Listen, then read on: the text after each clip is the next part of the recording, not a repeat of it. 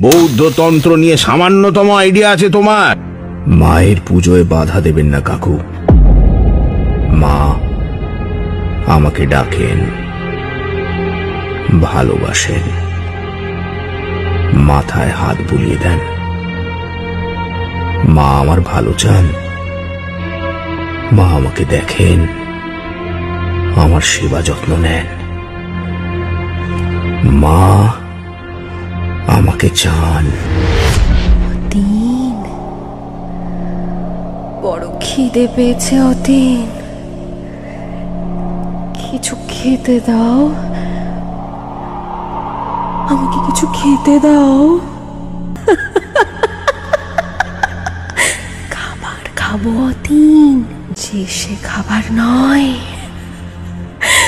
মহাভোগ।